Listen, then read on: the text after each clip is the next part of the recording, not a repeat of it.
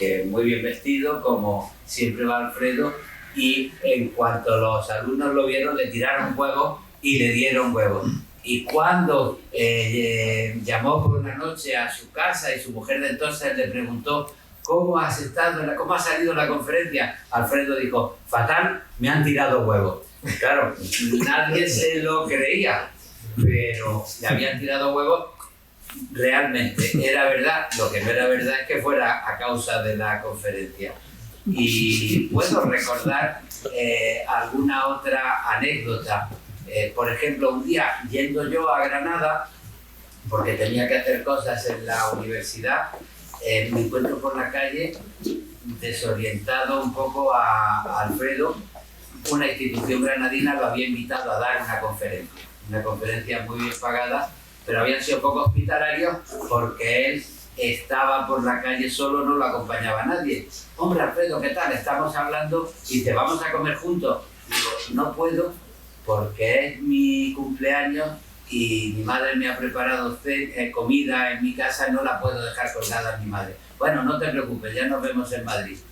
Y al día siguiente me encuentro con un en Madrid y dice, oye, ¿qué putada le has hecho a Alfredo? ¿Por qué? Y dice, porque ha llamado diciendo que mal tiene la cabeza Luis, de manera que quedamos en vernos para trabajar en una cosa, que quedamos en comer. Yo tomo un avión y recorro 400 kilómetros para ir a comer con él. Y cuando llego, me dice del aeropuerto, Alfredo, se me había olvidado, no puedo comer contigo porque es mi cumpleaños, te dejo porque tengo que ir a comer con mi madre.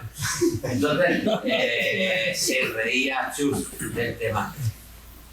Estoy recordando estas anécdotas porque me parece que en la imaginación literaria y en la libertad imaginativa de Alfredo no hay una falsificación de la realidad, hay una ficción de una realidad vivida y existente que le busca de pronto un sentido a la hora de caracterizar una situación, a lo que significa tirar un huevo o dar una conferencia o encontrarse con un amigo en una ciudad, ¿no? Y esa capacidad de imaginar la realidad con ironía lo que te ayuda es a indagar en algunas cosas que pueden pasar desapercibidas si uno no se para a pensar en la realidad. Y por eso yo voy a aprovechar. Por ejemplo, Alfredo, te pregunto, tú eres un niño que en el colegio te han dicho que inventas muchas cosas, de pronto te han dicho que vas a ser escritor, tú llegas a tu casa y le dices a tu padre que quieres ser escritor. Y tu padre te echa de la habitación diciendo de ninguna manera no quiere artistas en la casa. ¿Qué relación tiene eso con la verdad de lo que viviste? Una relación total. La oposición de mi padre, que yo fui escritor, era enorme. Y el problema que me planteaba es que mis otros dos hermanos hombres, pues, no podían hacer nada, con un vago total. Mi hijo se le llamaba el intocable porque no tocaba el trabajo.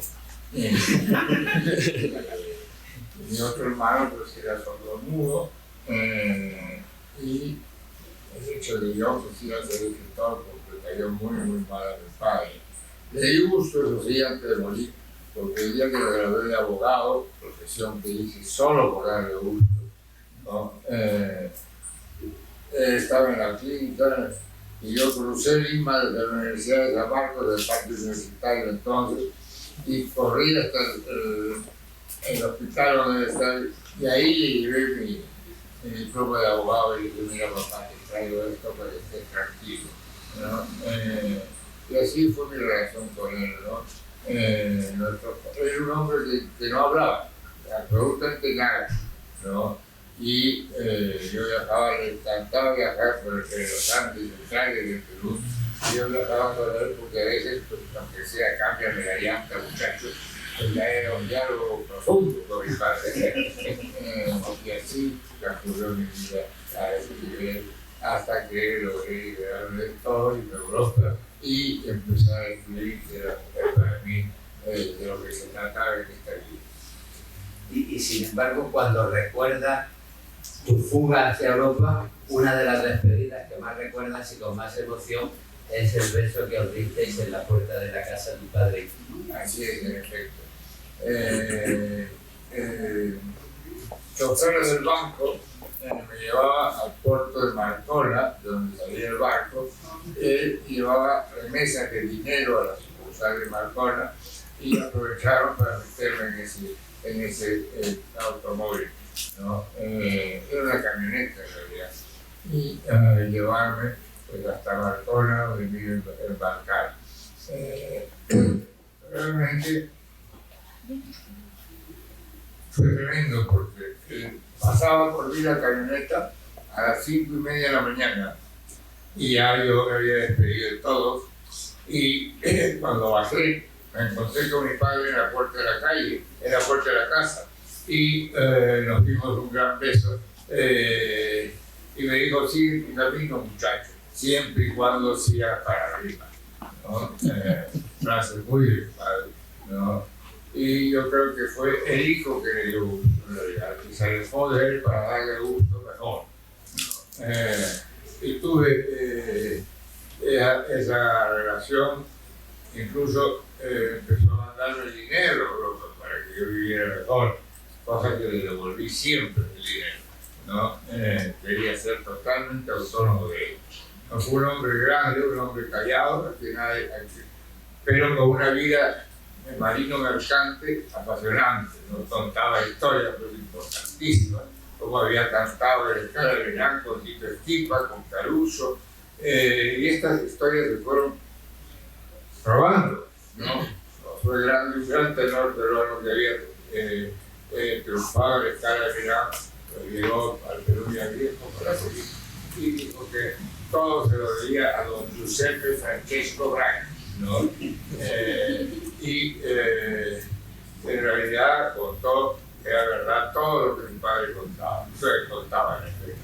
Había toreado en Madrid, un toro lo cogió y lo toreó contra una vieja en el quintal de Petit y la mató. Esta era una de sus historias, ¿no?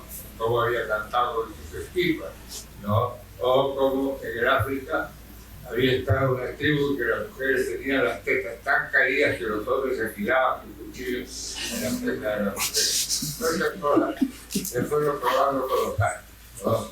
Pero mi padre no contaba nada de eso, eran otras personas las que no contaban. Y así fue la relación con mi padre.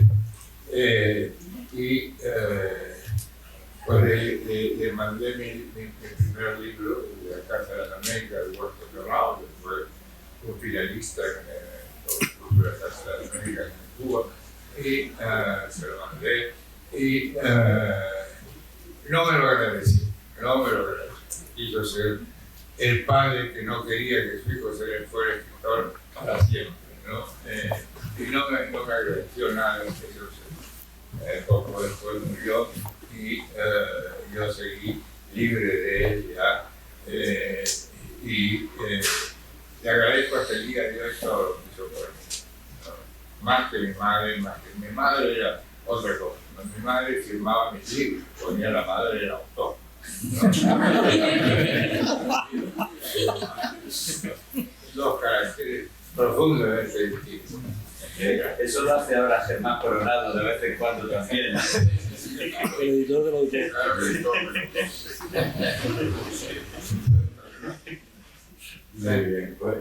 También quisiera hacer una pregunta, porque, claro, ya que estamos avanzando de manera cronológica, seguiré porque has hablado de Huerto Cerrado y me parece que eso tiene dos temas muy importantes en tu vida. El primero es, bueno, en su primer libro de cuentos, el título te lo pone, te ayuda, o sea, se le ocurre a alguien que ya se había vuelto muy amigo tuyo, mayor que tú, Julio Ramón Rivero, que conociste en París, y me gustaría que contaras cómo lo conociste y qué tan amigo o qué tan figura paterna terminó siendo tuyo, hablando de tu padre y hablando de Julio Ramón.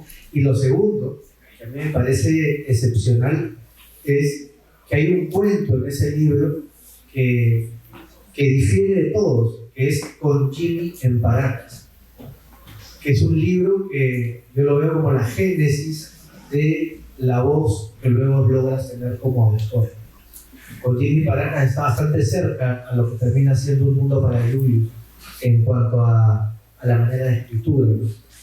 Y me contaste alguna vez que esa rareza dentro del libro tiene que ver con que conociste a Cortázar en París, y en medio del boom de la literatura, en medio de un universo en que la literatura andaba con corbata y traje, te parecía que había que desabotonarse la corbata y divertirse y entender el humor de otra manera, no darle humor a la literatura, que te parece bastante seria. Entonces, lo primero es tu relación con Ribeiro y cómo termina llamándose Huerto Cerrado, y lo segundo es, dentro de ese libro, con Jimmy Paracas, y qué tiene que ver Cortázar con todo eso.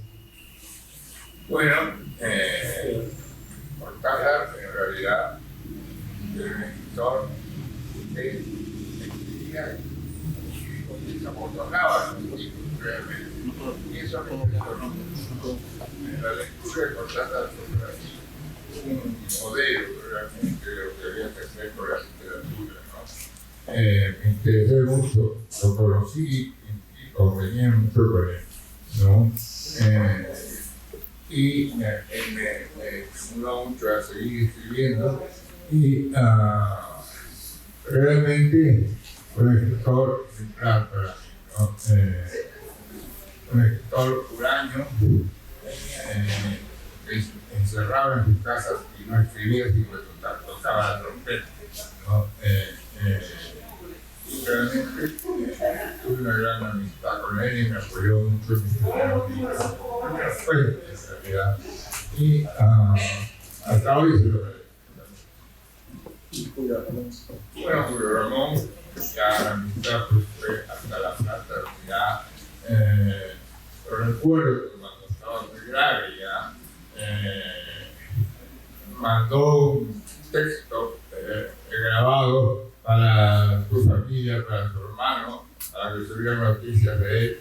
Y dijo: no estoy solo, tengo un hermano en París, con él ando todo el día, refiriéndose a mí, los para mí fue un honor inmenso.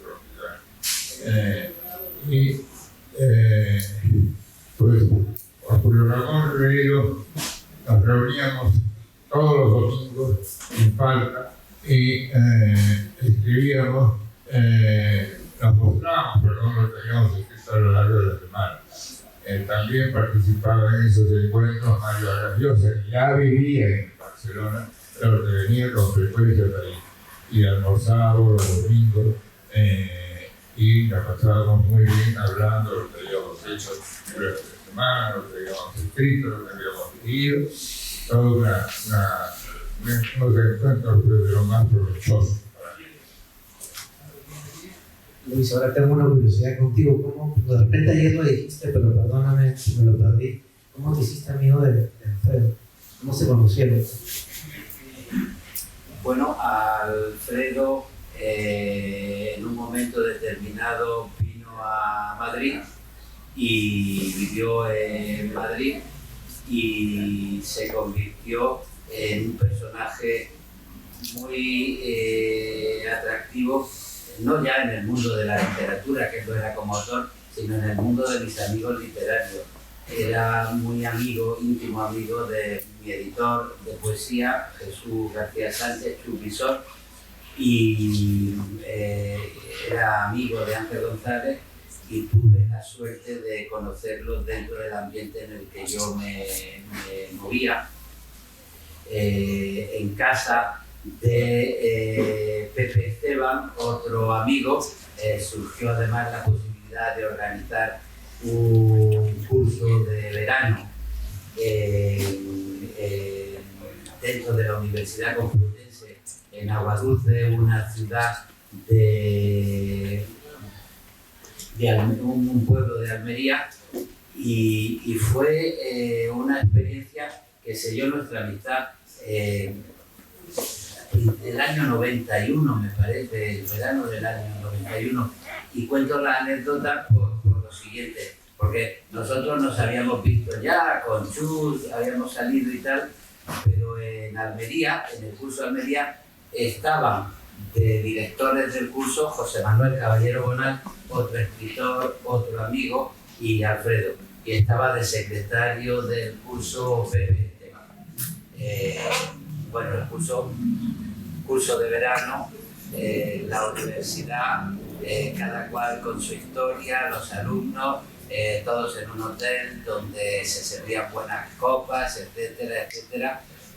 Os digo que el curso acabó al final porque en la entrega de diplomas, cuando ya estaban todos los alumnos, yo había hablado sobre Un mundo para Julius y Alfredo había llevado como alumno becado por la universidad a Chupi Sol y a su mujer. O sea que era ya en el reparto de becas estos dos alumnos. Allí estábamos todos los amigos y cuando se iba a entregar los diplomas, Pepe Esteban, en un movimiento, tiró la jarra de agua encima de todos los diplomas. Imaginaros lo que era a Alfredo y a Caballero Bonal entregando el diploma, porque ¿qué es lo que hacían? Pues llamaban, por ejemplo, Evaristo González Pérez. Entonces se levantaba, venía por el diploma y lo que hacían es salpicar primero el diploma y después se lo daban. Ese fue el ambiente. Pues puedo contar otras anécdotas, esa que dio la vuelta al mundo, de cuando estaba hablando Caballero Bonal, que citó a don Manuel Alvar, y tú estabas medio adormilado, y en cuanto oíste que se citaba al bar, tú abriste los ojos y dijiste, eso, todo el mundo al bar, todo el mundo al bar. Que eso que parece que es una invención también de la imaginación de Alfredo, pues ocurrió de verdad. Pero lo que quiero contar es lo siguiente, porque creo que tiene mucho que ver con su literatura y con lo que a mí me atrapó como lector. Estábamos el hotel en Aguadulce y de pronto apareció una chica que empezó a incomodar a la gente. Yo la recuerdo como la chica de verde, pero en realidad decían que llevaba un traje rojo. Y bueno, llevaría un traje rojo. Pero una chica muy guapa, con un buen escote y que empezó a hablar generosamente, íntimamente con muchos de los amigos invitados. La particularidad es que los amigos invitados habían ido al curso casi todos acompañados de sus mujeres. Y eso creó una inestabilidad y una incomodidad, y la simpatía de la chica de rojo se convirtió en un problema, hasta que al final alguien se levantó, le echó la bronca y la echó de la mesa porque le dijo que estaba incomodando. Y la pobre chica se fue de la mesa llorando por la situación que había vivido, y todo el mundo se quedó en la mesa, excepto Alfredo y yo, que sin querer incomodar a los amigos, encontramos la manera de irnos al rincón del bar donde estaba la chica, a darle un abrazo y a pedirle perdón y a decirle no le hagas caso, es que llevan un mal día. Y allí nos encontramos en el rincón de esa mesa sin querer molestar a los amigos, pero solidarios con la chica. Y cuando nos despedimos esa noche, Alfredo me dijo, nos hemos conocido hace días, pero hoy nos hemos reconocido.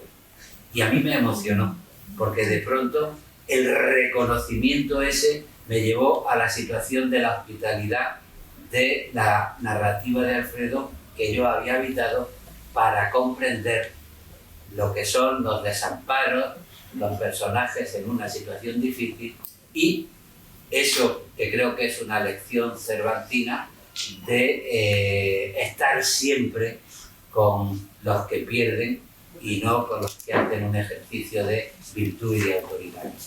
Y bueno, y ahí yo conocí no solo a Alfredo como escritor, sino que lo reconocí también como persona. Es una pregunta que siempre le hago a sus amigos, ¿no? ¿Cómo lo conocieron? Porque siempre en la respuesta hay muchas anécdotas, mucha risa y un momento clave en el, acabas de dar uno increíble, un momento clave en el que se hacen amigos. Yo vengo conversando con Alfredo desde hace aproximadamente 4 años y Alfredo me ha dicho algunas cosas y les quiero leer algunas frases sueltas que no, que pueden ser, no me las ha dicho en orden cronológico, pero que son muy importantes para entenderlo a él. Dice, me dijo, a mí lo que me gustaba era escuchar cuando era pequeño, ¿no? Yo me quedaba calladito y los otros hablaban y eso se me ha quedado para siempre. Dijo también, yo no era gracioso en el colegio. Sí lo era, me han dicho. Además, con temas de la realidad, y perdón un paréntesis, hay una historia mientras contabas estas que eran historias reales, para que vean la mirada de Alfredo. Era chico, se iba a hacer, creo que la primera comunión, y había unos patos gansos, cisnes, ¿qué cosa era lo que había? Unos patos en el colegio que de pronto se habían metido ahí a la iglesia y salían, no se estaban yendo, y Alfredo volvió y dijo a sus amigos niños, miren, los patos ya se acaban de confesar. Pequeñito. Pero me reía por dentro, dice. Escribía cosas, pero no para que fueran leídas. Nunca quise ser escritor famoso. Lo que quería era que alguien se riera conmigo o que llorara conmigo. La primera vez que me dijeron, usted es escritor, me asusté. Yo solo era un tipo que contaba cosas. El humor me ha salvado muchas veces y me ha hundido otras, pero prefiero eso a la solemnidad. Yo me río de mis personajes porque me río de mí, y si no me río, me duele. La tristeza sin humor es insoportable. La literatura tiene que dar respiro.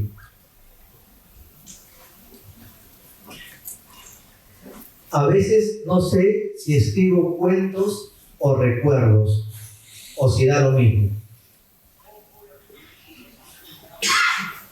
Todos mis personajes tienen algo mío, algunos lo que yo no quiero tener. Julius no soy yo, pero claro que soy yo. Eso no se puede explicar.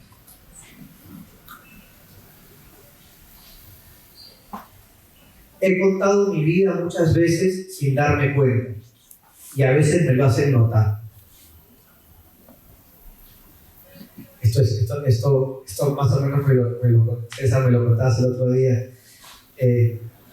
Me dice Alfredo, mis cuentos los he contado antes de escribirlos, o los he escuchado sin que nadie sepa que los voy a contar.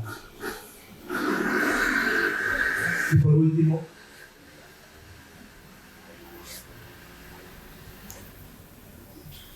quiero decir una última, estoy dirigiendo lo mejor.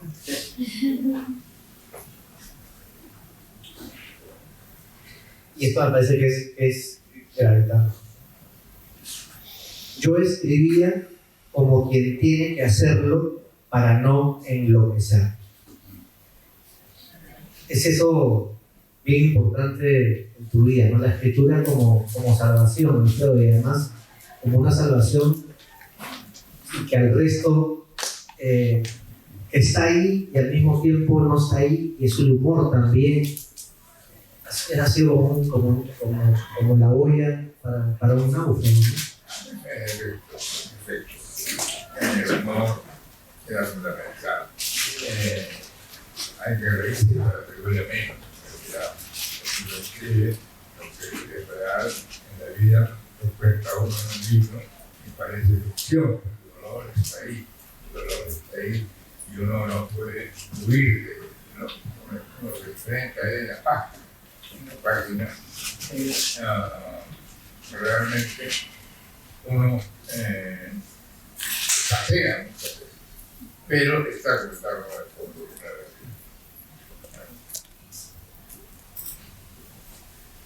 No, realidad. yo lo que creo es que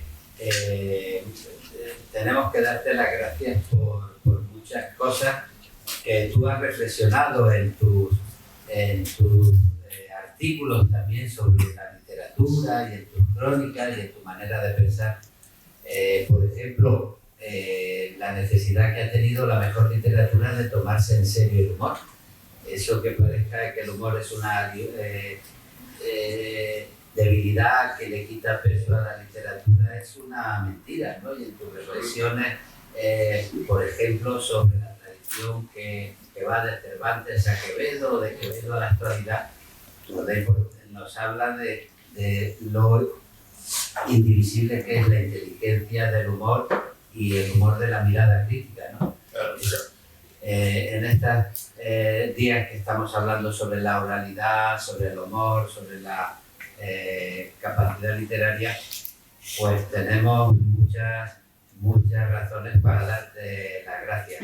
Y en ese sentido, yo creo que para acabar y no pasarnos del tiempo, voy a aprovechar para hacerte la última pregunta. Estamos celebrando los 55 años de Un Mundo para Julio, antes Huerto Cerrado, después tantos libros de crónicas, de artículos, novelas.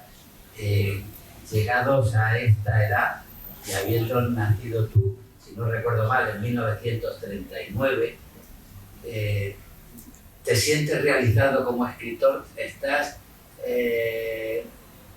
a gusto con tu literatura? ¿Te sientes cómodo con la lectura que se hace de sus libros y con la gente que se acerca a darte un abrazo y a decir que tus libros le han enseñado a vivir? ¿Te sientes tranquilo en el cumplimiento de ese destino que te llevó en 1964 a montarte en un barco en busca de la literatura? En efecto, me siento cómodo ahora. Ese barco fue definitivo en mi vida, definitivo. Escribir para mí ha sido siempre una manera de entender el mundo y de buscar que lo entiendan a uno también, ¿no? Realmente en mi literatura ha sido fundamental la relación con el mundo, la relación con los amigos y la comprensión del mundo, ¿no? Como la de Taquito Carrillo, por ejemplo, un personaje que dice: yo nunca salí con Baby Shafir, yo salí al lado de Baby Shafir, pero con ella no salí nunca, ¿no? Es un personaje típico mío, ¿no?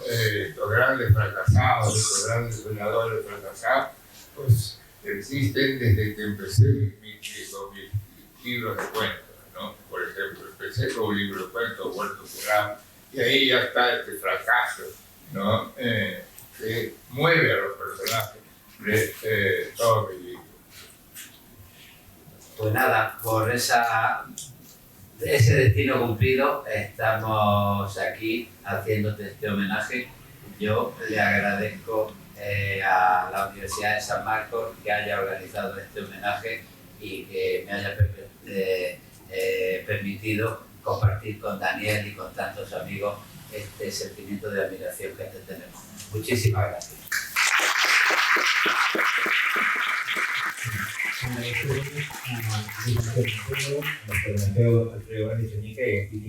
Una pregunta a ustedes, nuestros ponentes.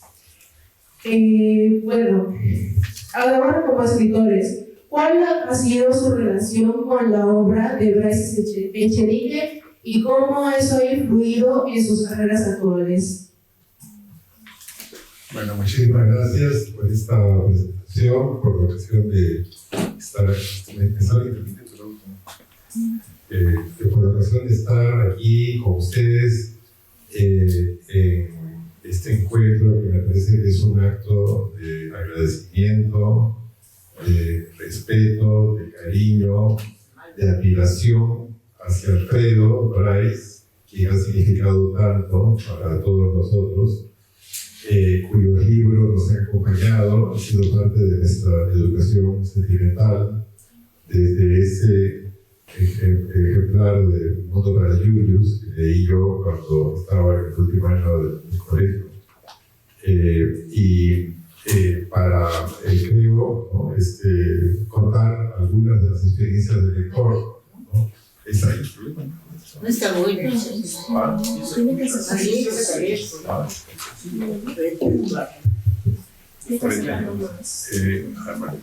Pero creo que lo que más voy a hablar así más. Creo que lo que más aquello que más quisiera mostrar o confesar hoy día es lo que significó, ¿no? Un Mundo para Julius y los libros que siguieron para nuestra generación de escritores. Creo que lo primero que tendría que decir es la infinita libertad, ¿no?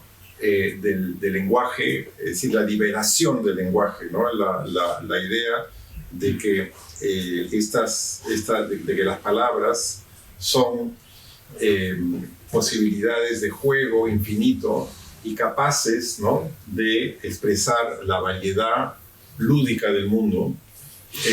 Creo que la idea fundamental es algo a lo que se ha referido Alfredo, ¿no? Que es que le interesa mostrar los juguetes en el cuarto de un niño antes de que su madre los haya ordenado, los haya arreglado. Y cómo es que esa cualidad por lo lúdico, por el juego, es la mejor manera de llegar a la verdad de las cosas, ¿no? O sea, en el mundo de estas novelas, creo lo importante no es que las cosas tienen una esencia o una identidad o un fondo único, sino que hay una infinita variedad en todos los elementos, hay una infinita diferencia en los valores de las identidades de las cosas que nos rodean. Nada es seguro, todo es cambiante, todo es posible de ser visto de distintas maneras. La ironía cervantina a la que se ha referido Alfredo en una de sus conferencias es, creo yo, el meollo de la visión, ¿no? Que está aquí, que aparece aquí en estos textos, ¿no? Uno de los elementos, ¿no? De esta variedad es la capacidad que tienen estas novelas y relatos de ser tiernos y precisos al mismo tiempo, es decir, de ser infinitamente subjetivos, infinitamente tiernos en su visión de las cosas y a la vez subjetivos al máximo, ¿no?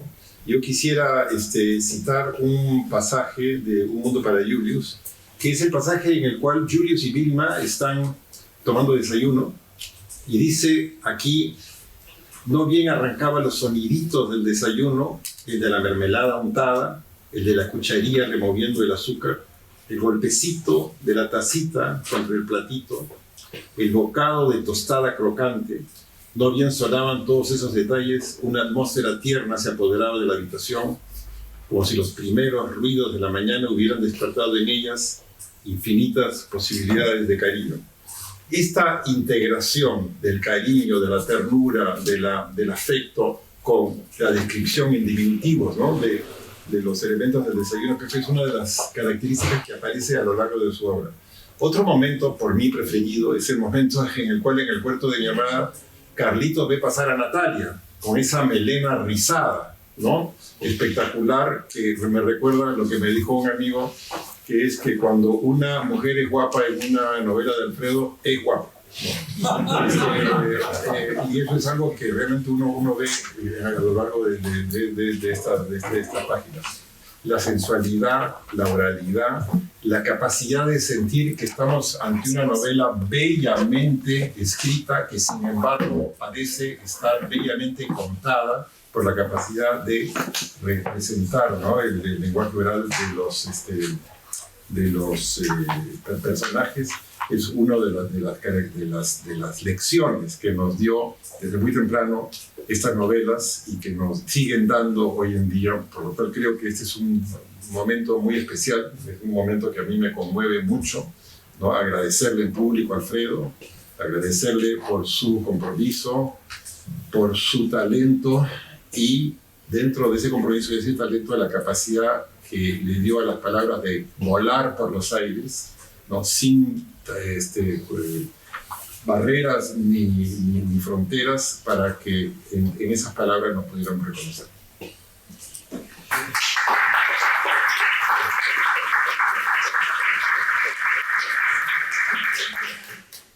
Como yo soy nacido el mismo año que Alonso Cueto, leí probablemente en el mismo mes que él Un mundo para Julius. Estamos en el año 70, comienzo la universidad ese año, y todo era estructural. Unos y otros tenían una pretensión de mirar el mundo estructural. Y de alguna manera las grandes novelas que Vargas Llosa había publicado ya, 3, eran también novelas estructurales, en donde no cabían cosas como afectos de niños o relaciones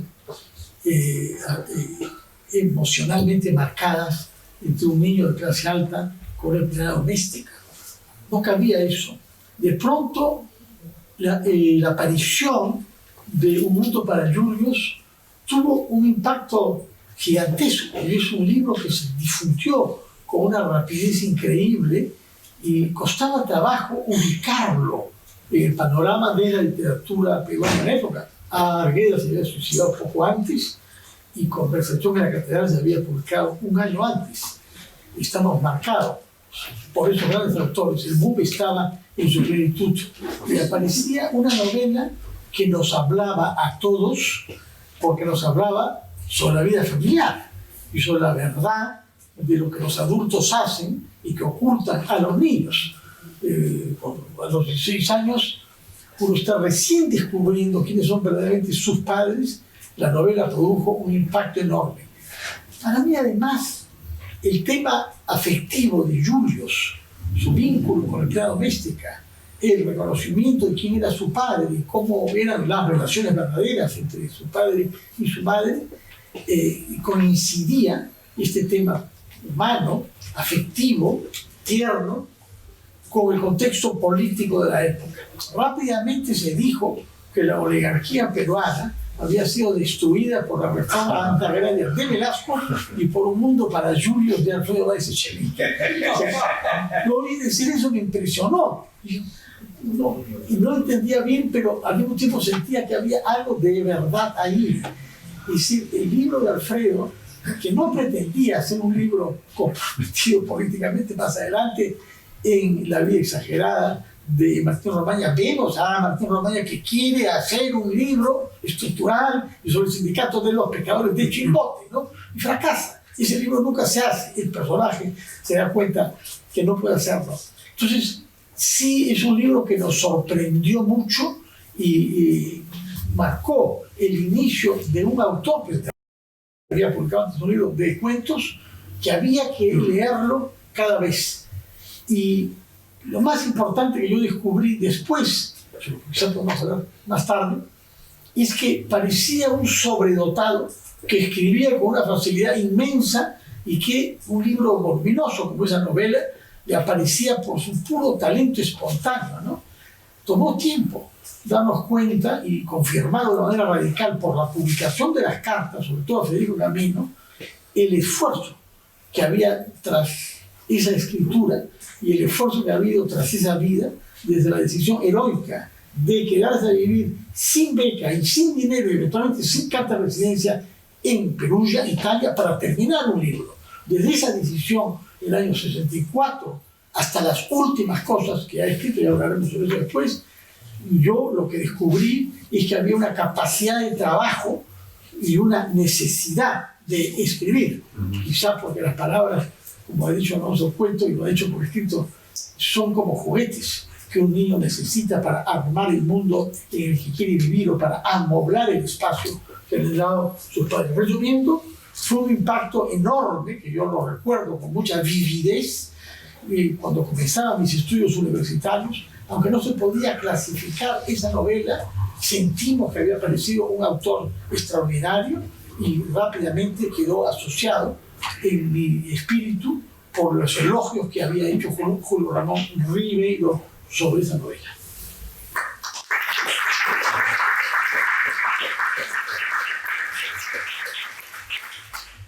Buenas tardes. En mi caso, algunos años después, salí con ellos.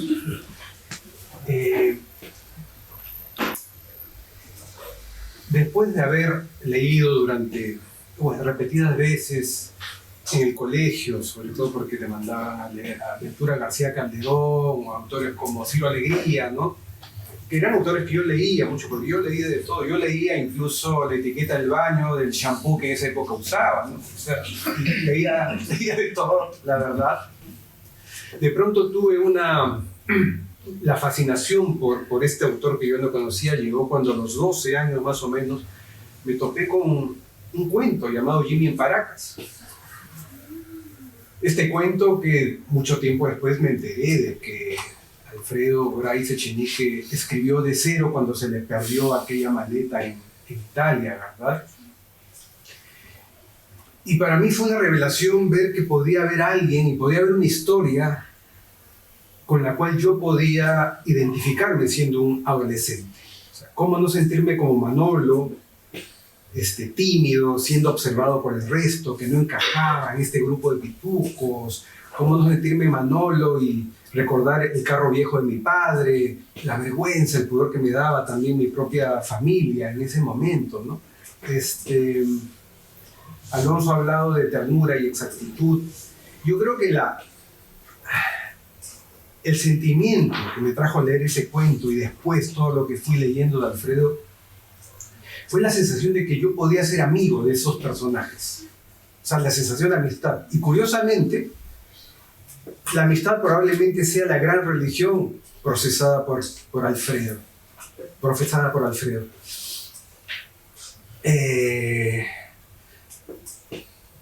Viniendo para acá recordaba que lo bien que la pasé leyendo Viaje al final de la noche, ¿no?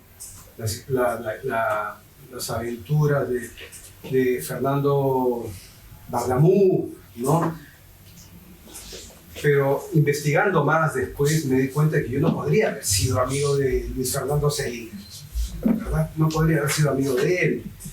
Recomiendo siempre a todos los padres de familia que le compren a sus hijos libros de Roald Dahl, pero creo que me costaría ser amigo de Dahl, ¿no? Parece que era algo complicado, ¿no? Nadie duda de la genialidad de Capote, pero sabemos lo mal que se portó con sus amigas de la clase alta neoyorquina y lo mezquino que parece que fue con Harper Lee, por ejemplo, ¿no? Y digamos, mientras pensaba eso, yo me decía, ¿no? Claro, con ello se abona esa máxima por la cual se le dice a todo lector: es mejor que no conozcas al escritor que has leído. Pues Alfredo Bryce Echenique es la excepción a esa máxima. Todos queremos ser amigos de Julius, de alguna manera, todos queremos ser amigos de Manolo, como yo lo quería ser, de Manon Sterne, ¿verdad? De Martín Romaño. Y es que son personajes que destilan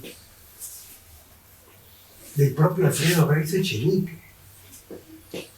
Yo he tenido la suerte de pasar de ser lector adolescente a ser después un colega que Alfredo no conocía, para después convertirme en su amigo.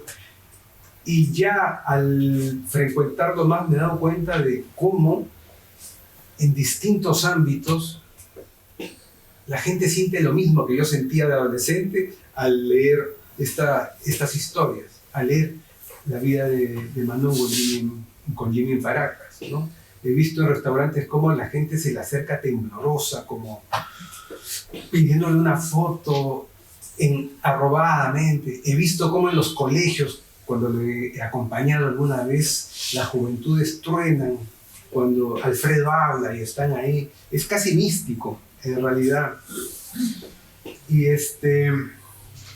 para que se me entienda un poquito el fervor con lo que cuento esto, yo voy a cometer una infidencia acá. Yo sé que Alfredo no se va a acordar, porque las buenas personas, los buenos amigos, no se acuerdan de estas cosas.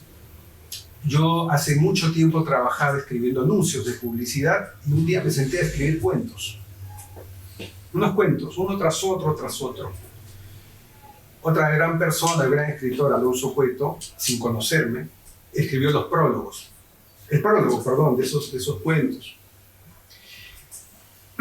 Por esa época yo frecuentaba más o menos a un buen amigo, un buen amigo y me olvidé su nombre, no lo veo hace mucho. Es amigo de Alfredo. ¿Cómo se llama nuestro amigo? El que trabaja en publicidad. Salmón, Jorge. Jorge Salmón. Jorge Salmón. Yo le escribo a Jorge Salmón y le digo, Jorge, te voy a mandar un libro. Lo leyó, me dijo, oye, ¿me permites enviárselo a mi amigo Alfredo que vive en España? Pero claro, le dije. Y al poco tiempo Jorge me envió un fax que Alfredo Bryce le había escrito y lo tengo ahí bien guardadito. Y Alfredo no se acuerda seguramente.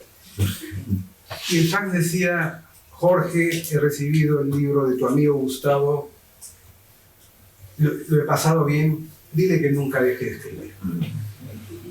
Y eso para mí fue lo más hermoso que me puede haber escrito alguien en esa época. Y aquí estoy, sigo escribiendo. Y quiero decirte, Alfredo, que, bueno, voy a hacer una proclamación de frente, ¿no? Yo no sé si Alfredo Bryce Echenique sea el escritor más vendido del Perú. No creo que lo sea en este momento. Una influencer debe estar siendo el escritor o la escritora más vendida del Perú. Pero yo sí me atrevo a decir que es el escritor más querido del Perú. Yo sí me atrevo a decir eso, a proclamarlo. Y si tú alguna vez, Alfredo, dijiste en una entrevista, siguiendo la línea, ¿no?, de García Márquez, ¿no?, que tú escribes para que te quieran más, pues has logrado lo que querías en tu vida y eso merece el mayor de los aplausos. De verdad que sí.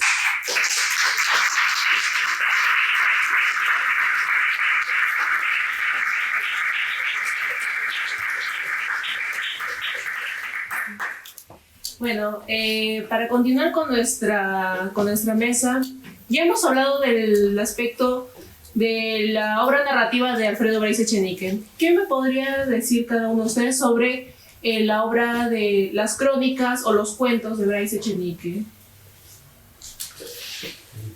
Bueno, lo que creo es que en las crónicas, en los cuentos, en las novelas hay un elemento en común que es el de ser un contador de historias. O sea, la capacidad de contar historias. Esto lo hablaba con un amigo alguna vez en Alemania, ¿no? Que también era amigo tuyo, pero igual que Gustavo, tampoco recuerdo su nombre.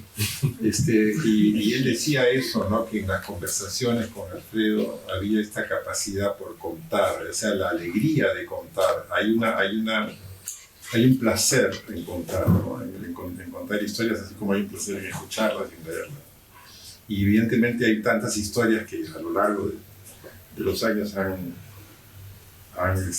continuado, ¿no? Como por ejemplo la historia en la que Alfredo fue asaltado en Madrid por unos chavales y él le preguntó si habían leído El Quijote a los asaltantes y que le dijeron que no, y entonces él le dio un discurso, o la historia del cine al que iban en auto con la familia en San Isidro por la avenida Royal Prado, y las películas se veían desde el auto, pero el ecran estaba siempre a punto de caerse. Entonces todas las películas eran de suspenso, porque podían ser cobolladas o podían ser películas románticas, pero el suspenso estaba en qué momento se caía el ecran. O la historia de cuando llegó a La Habana, lo llevaron a un hotel, abrió la puerta del hotel, del cuarto que le habían asignado y había alguien durmiendo, bajó otra vez, le dieron otro cuarto, abrió la puerta de ese otro cuarto, había alguien durmiendo, bajó otra vez, le dieron otro cuarto, abrió la puerta del tercer cuarto y había también alguien durmiendo en la cama y entonces cayó desmayado. Y despertó en una camilla de un hospital y le dijeron, bueno, ahora lo vamos a llevar a su hotel. Y no, porque la única cama libre en toda Cuba es esta cama en la que yo estoy. Entonces, todas estas historias que uno ha escuchado a lo largo de los años acreditan esta imagen del contador de historias, que es Alfredo, que es algo que aparece en las novelas, que aparece en las conversaciones, que aparece en las crónicas, que aparece en los cuentos. Quisiera rescatar especialmente también que en este humor hay un lado social, hay un lado de denuncia, no sé si llamarlo denuncia, es una palabra muy seria, ¿no? Pero hay un elemento ahí, como por ejemplo con Jimmy en Paraca, ¿no? Que es un gran cuento, que es uno de los grandes cuentos que he escrito, y donde hay una visión de las diferencias sociales, como la hay en Un Mundo para Yuris en tantas novelas, solo que envueltas en esta capacidad cuestionadora, ¿no? Ambigua, irónica del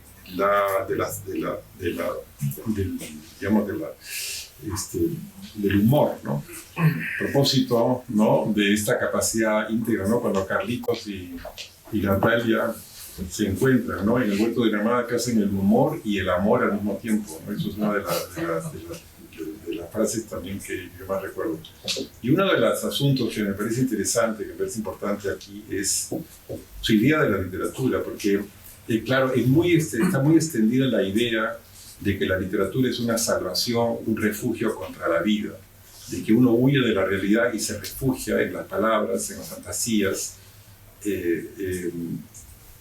pero a lo largo de unos ensayos, que es algo que también me parece interesantísimo tarjetar al lado del ensayista, está la idea en Alfredo Reyes, la idea de que la literatura no tiene por qué ser un refugio contra la vida, sino más bien un enriquecimiento, una extensión, una complejización y una problematización de la vida, y no una negación, no una negación de la realidad. Y esto me parece que es una muy interesante manera de concebir, ¿no? nuestra imaginación, nuestro pensamiento, nuestra creatividad, la de poder imaginar, poder crear sin renunciar a vivir en este mundo. Así que todos estos son temas que me parece que rondan nuestra mente cuando hablamos de las crónicas, de los cuentos, de las novelas, de este gran contador de historias. Al contestar a la pregunta que has planteado, yo me permito relanzar una pregunta tanto a Alonso como a Gustavo. Tiene que ver con el último texto que ha publicado Alfredo hasta el día de hoy, que ha sido una iniciativa feliz del Instituto Cervantes, no lo digo por su director presente, con motivo del reciente Congreso de la Lengua, Congreso Internacional de la Lengua. Ha publicado un diccionario de palabras de Vargas Llosa. Cada uno de los autores escogidos, más o menos 100 creo, podía escoger una palabra. Ya nos dirá eventualmente Luis García Montero si era escoger o cómo se han distribuido. Pero en todo caso, yo fui rápidamente a ver qué palabra había escogido Alfredo. Y escogió la palabra Lima, ciudad, no fruta. Y me quedé pensando, y es un tema de las crónicas, de los cuentos y de las novelas. No todos ellos, lejos de eso, tienen lugar en Lima, porque ha escrito cosas que pasan en París, en otros países latinoamericanos, en Alemania, etc. Pero Lima aparece bastante. Y en este texto, publicado hace pocas semanas, hay una reflexión sobre Lima, su relación con Lima, en comparación con la relación que tuvo Vargas Llosa. Me pareció interesante, porque es cierto que Vargas Llosa vuelve al Perú, se instala en Barranco para siempre, con las idas y venidas que ha habido, personales o físicas, pero ahí murió, ahí terminó su vida en Barranco. Bueno, en un malecón, es cierto que se llamó fugazmente Malecón Vargas Llosa, pero los vecinos protestaron, así que se restableció el nombre Paul Harris, que nadie sabe a quién corresponde. Eso es Barranco. Bueno, Alfredo dice, yo no. Yo regresé a Lima, compré una casa en un barrio que ya prácticamente no conocía, luego la vendí, me marché otra vez y regresé y me he mudado. Y la última mudanza de Felipe Cardona no había tenido lugar hace pocas semanas. Y se ha adaptado cada vez a estos cambios. Es una relación física distinta con la ciudad. Hecha esta comparación, dice que ha descubierto que el criterio más importante para comprender cómo funciona esta ciudad es el concepto de chicha. Y repite el uso de esta palabra 3 veces en ese artículo de 2 páginas. como tanto Alonso como Gustavo han puesto en valor la ciudad de Lima, y sobre todo sus barrios recientes, donde ganaba hasta hace poco Conos, y ahora ya no tiene nombre Conos, Lima Este, Lima Sur, etc.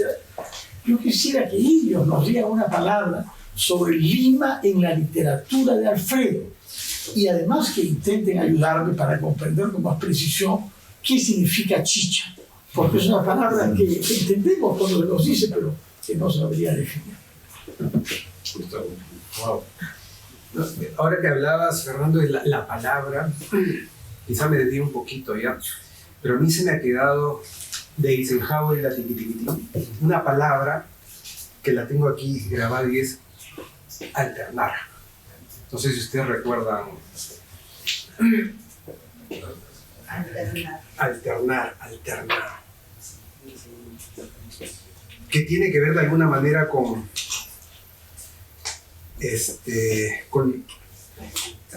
lo chicha, en realidad. Alternar es una manera de, en el contexto del cuento, es, cómo esta señorita busca encajar en este mundo, en esta élite blanca, ¿verdad? Y cómo puede quedar como guachafita al mencionarla, así. Y eso produce una enorme ternura, ¿no? En quien la observa. Y esa palabra me lleva a pensar en chicha de alguna manera, me lleva a pensar también en algo que dijo Alonso hace un ratito. Y es que Alfredo retrocede un poquito. Creo que hay dos grandes pecados para un narrador cuando se aproxima a un proyecto de texto. El primer gran pecado es tratar de ser denunciativo. Yo creo en la literatura comprometida, pero siempre y cuando ese compromiso sea con uno mismo en primer lugar.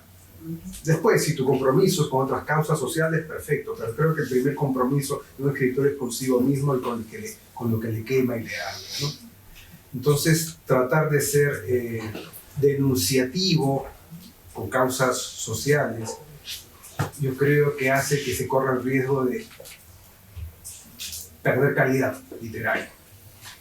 Y lo otro es que uno nunca, como narrador, debe juzgar a sus personajes. Nunca, en lo posible ni siquiera adjetivarlos, ¿no? Que sea el lector quien se dé cuenta de cómo juegan los personajes según cómo piensan, cómo actúan, cómo dialogan. Y Alfredo, a lo largo de su obra, porque por ahí venía la pregunta, jamás comete esos pecados. Entonces, volviendo al tema, tratando de unir eso con lo que planteas, Fernando, creo que ya desde entonces, o sea, Alfredo, a través del humor y la ternura, ha denunciado, sin poner flechas de neón, digamos, justamente lo que hace a Lima tan tremenda como sociedad y tan rica para hacer historia sobre ella, ¿no? El gran racismo y el clasismo pensados en nuestra sociedad, creo yo que es el gran pecado capital de nuestra sociedad. Yo creo que es la causa de todos nuestros problemas.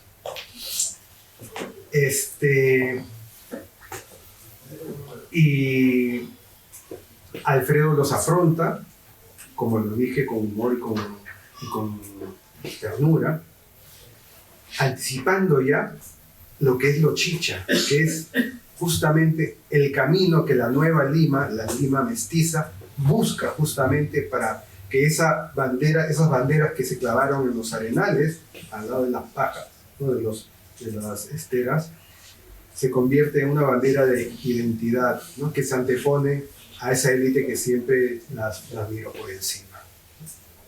Eso. Sí, yo creo que a propósito de esta pregunta, Fernando, también hay que pensar en estas costumbres limeñas, como por ejemplo el señor Montañeta, me parece que no acepta al yerno porque es más alto que él y va a salir más alto en las fotos, y eso lo obsesiona y es ridículo, ¿no? Al mismo tiempo se comete un problema, ¿no? Y en esta novela también, dándole pena a la tristeza, que se restablecen, se habla de algunos términos, de algunas palabras que bueno, me da vergüenza decirlo, pero yo recuerdo de mi época, que una de ellas es que algo es de Piquitri-Manganzúa. De Piquitri-Manganzúa, que quiere decir que es de la puta madre, ¿no? Lo que pasa es que hay el eufemismo de convertir eso en de y hay todos estos términos de la oralidad limeña que recorren con enorme riqueza, ¿no?, esta historia. Entonces yo creo que Lima, a propósito de lo que preguntaba Fernando, es una manera de hablar, es una manera de mirarse los unos a los otros. Es una Lima risueña y dramática. Es risueña, no deja de ser risueña, no deja de ser alegre, no deja de ser celebratoria, y al mismo tiempo es triste, dramática, feroz, ¿no? Y todo eso está integrado, ¿no? Y este es, creo, el genio en la obra de Alfredo.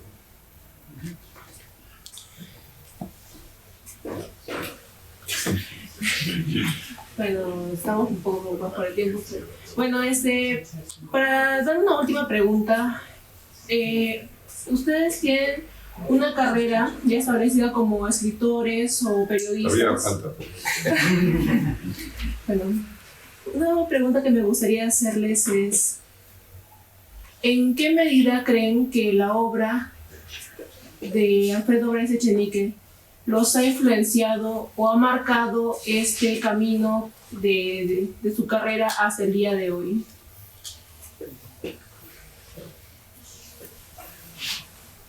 Bueno, es lo que dijimos al comienzo, ¿no? Es la idea de esta libertad, creo, de esta liberación del lenguaje, de este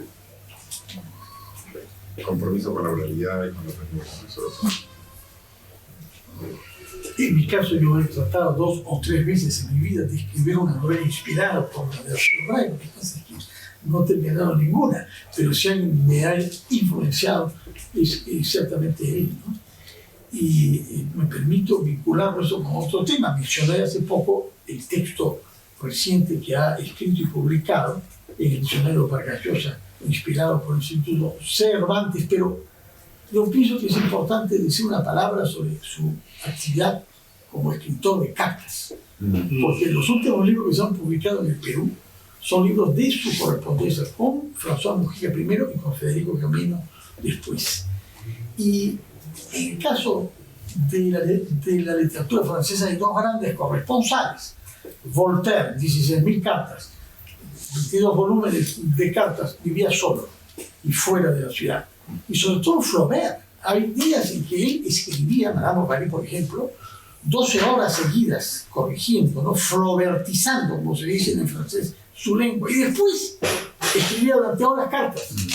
Y los analistas han hecho notar que el estilo de las cartas es lo contrario de su estilo literario. En las cartas se suelta, y es un hombre que tiene frases completamente diferentes a las otras. Yo quisiera preguntar a los 2 escritores presentes si ellos perciben también eso en las cartas, y para eso me permito citar un pasaje que ha sido destacado por el editor de esta carta, que es Germán Coronado, al cual agradecemos tanto, naturalmente. Dice Alfredo: cuando uno ha amado y ha sido amado por 2 seres tan maravillosos y que en el fondo se complementaban, es muy duro encontrar algo similar. Ojalá el tiempo me ayude y nos ayude a todos. Por ahora creo que lo único que me interesa en la vida es volver a escribir y aprender a vivir solo sin sentirme solitario. Ya esto es un paso adelante. La vida es absurda, fijo, pero vale la pena vivirla. No sé qué decir. O sea, honestamente no sé qué decir. ¿Pero te ha influenciado? O sea, yo creo que la influencia de Alfredo, retrocedo y voy a sonar egoísta cuando diga esto, ya, cuando hablabas de la influencia, todos han hablado de influencia. Algunos críticos o lectores señalan cuando han leído mis últimas novelas, sobre todo, un apego a la ternura y al humor. Y cuando yo pienso en eso, pienso que inevitablemente debo tener la influencia de Alfredo Bryce Echenique, o sea, definitivamente. O en todo caso, una cosa que uno aprende con los años como escritor es que cuando uno escribe debe dejar de intentar gustarle a todo el mundo. Uno tiene que hablarle a su tribu. O sea, lanzar, disculpen el cliché de la botella, pero poner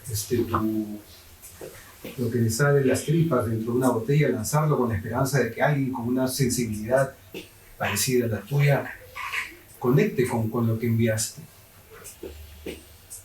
Y yo sí me siento parte de esa tribu, la tribu de Alfredo Bryce. O sea, este párrafo, Fernando, que has leído a mí me ha conmovido mucho, mucho, mucho.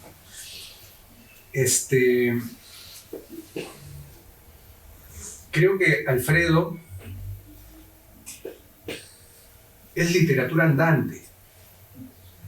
O sea, lo era desde que era pequeñito y en los recreos o en las salidas del colegio le decía a sus amigos que Arnaldo Alvarado era su papá. O sea, desde entonces ya era literatura andante. Y creo que leer los libros, leer las cartas de Alfredo, leer lo que hacen sus personajes, es leerlo a él también. Y creo que eso es lo que hace a Alfredo Bryce un escritor tan entrañable, y lo hace un escritor que merece y muchos más homenajes. Sí.